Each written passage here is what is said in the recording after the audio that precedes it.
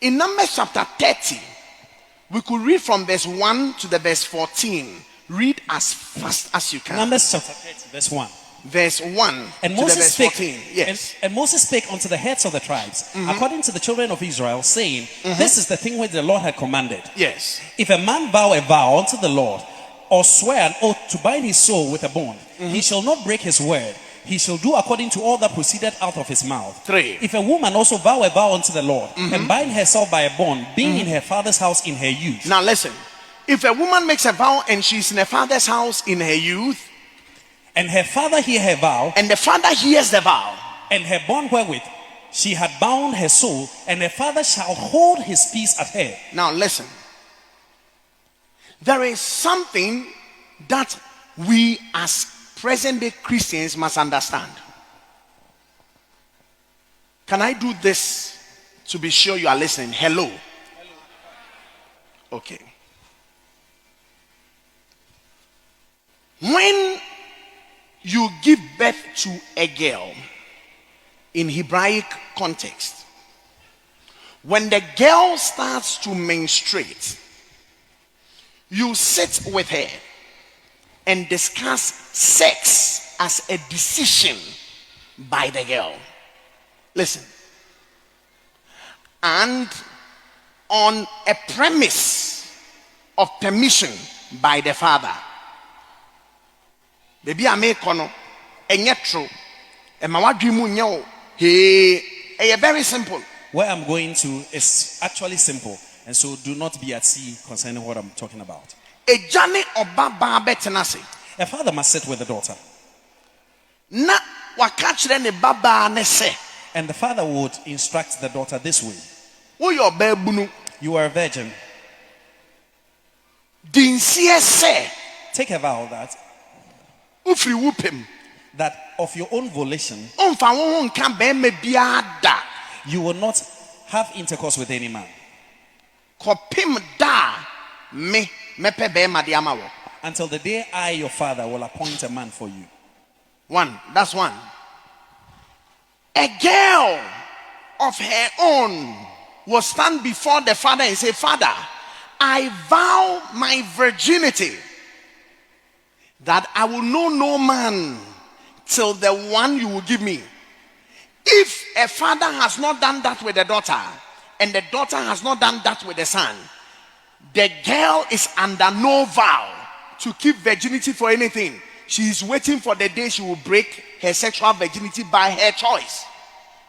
Can we go over this again? Yes, Pastor.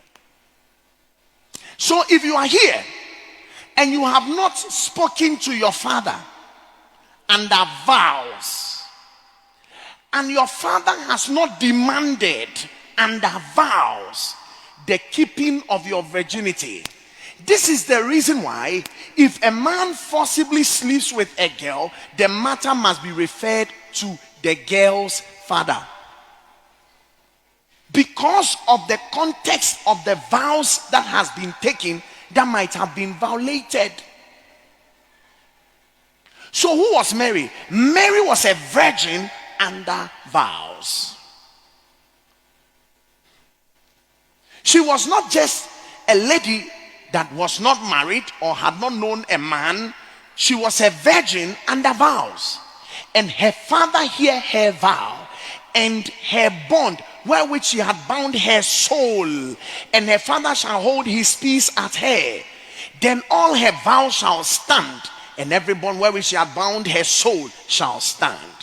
But if her father disallow her in the day that he heareth, not any of her vows or of her bonds wherewith she had bound her soul shall stand, and the Lord shall forgive her, because her father disallowed her.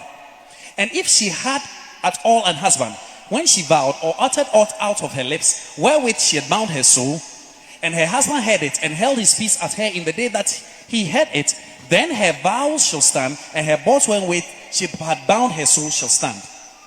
But if her husband disallowed her on the day that he heard it, then he shall make her vow. Then he shall make her vow which she vowed, and that which she uttered with her lips, wherewith she bound her soul, of none effect, and the Lord shall forgive her. But every vow of a widow and of her that is divorced, wherewith they have bound their souls shall stand against her. Hold on. Do you know? You see, when you read the New Testament, there are serious things in the New Testament that if you don't understand the Hebraic culture, you will not get it. Paul says, if a lady be taken after 80 years as a widow enlisted in the church, please listen. These are things that people don't get. Permit me.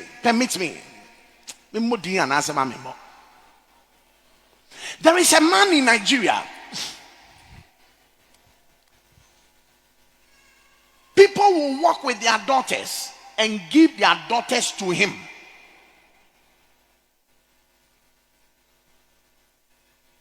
There is a man in Nigeria.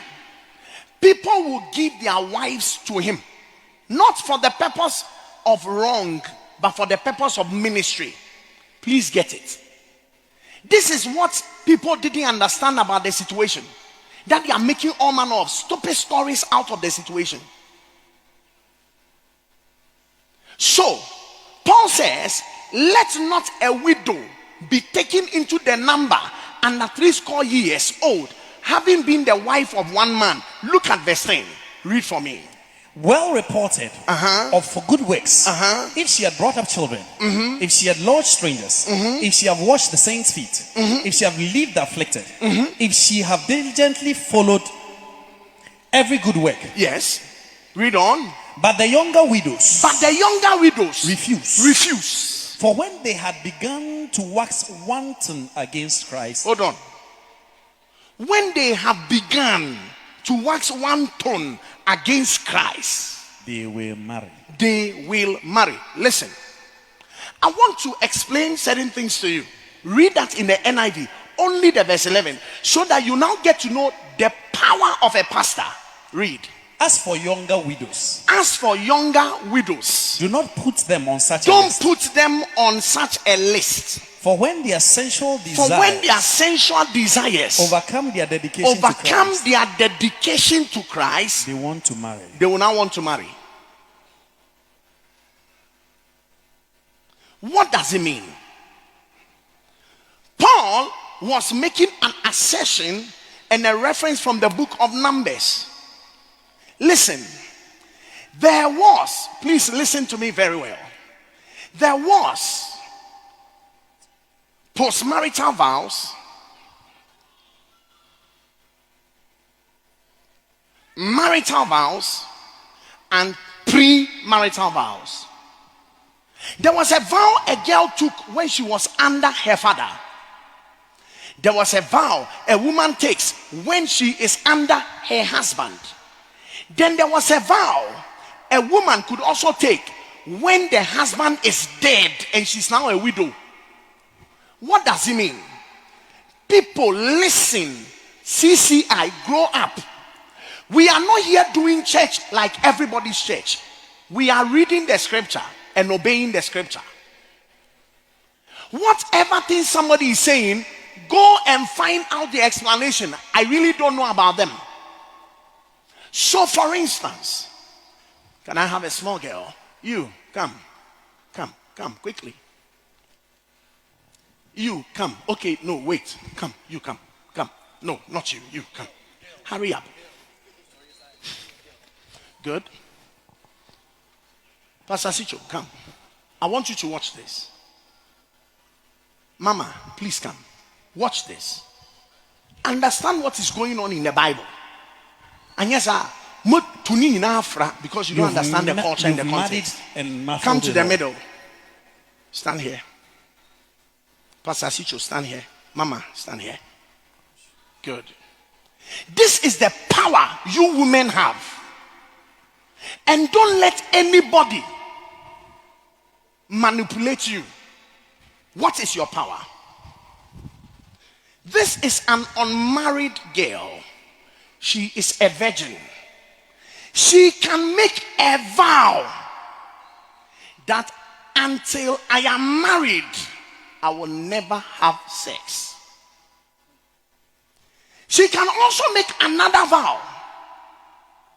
which I don't want to use my mouth to say, you can think of any vow. Whatever vow she makes, her father must hear about it. If the father hears it and says, "No, my child, I don't permit you to have sex," I'm done. I won't say more than that. I hope you heard what I said. I am your father. I say go. You people will call it fornication. It is not fornication. I am your father. I say don't marry a man you have not slept with. I am your father. You have taken a vow that before you will never sleep with a man unless he is married to you. I have overthrown that vow. I am your father. And you must now sit with your father and find out, "Daddy, why? Why is it that I want to give myself to the Lord?" And you are saying no. You now go back and read 1 Corinthians chapter 7.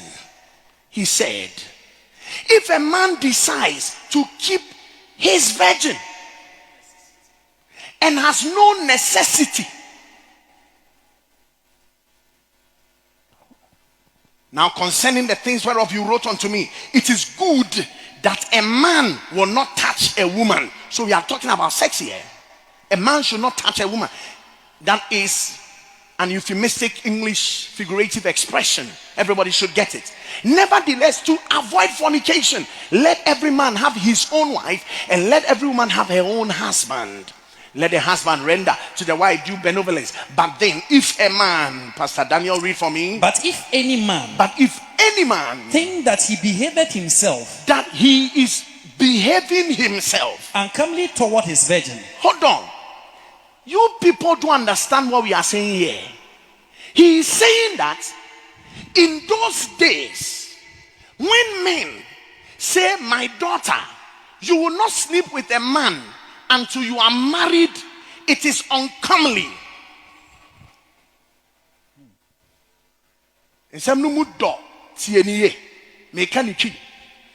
Say papa, if a certain father tells the daughter, "Me baba, my daughter,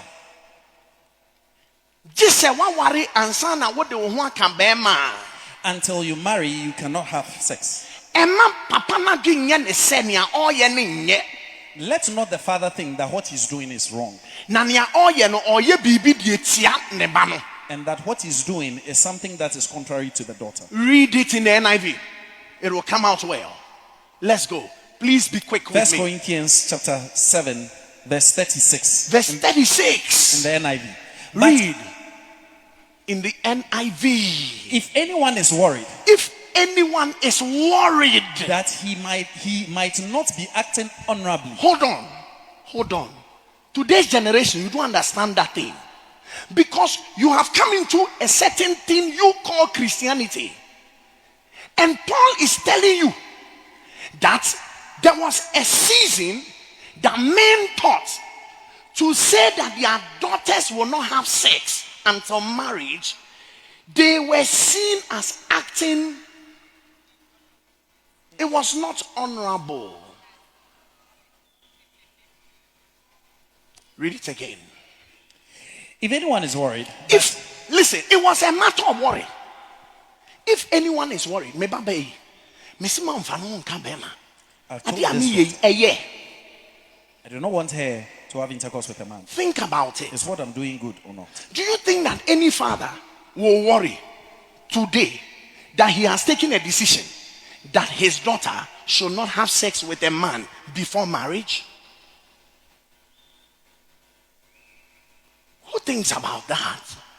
But in the Bible days, it was a matter that Paul had to address so that the men would think differently. Because what they were doing to the general populace, it was not honorable. That is what I've been telling you. If you sleep with somebody, it's a matter between your father and the person. I've said this over and over again. I'm hearing from certain quarters, some who are saying, and that's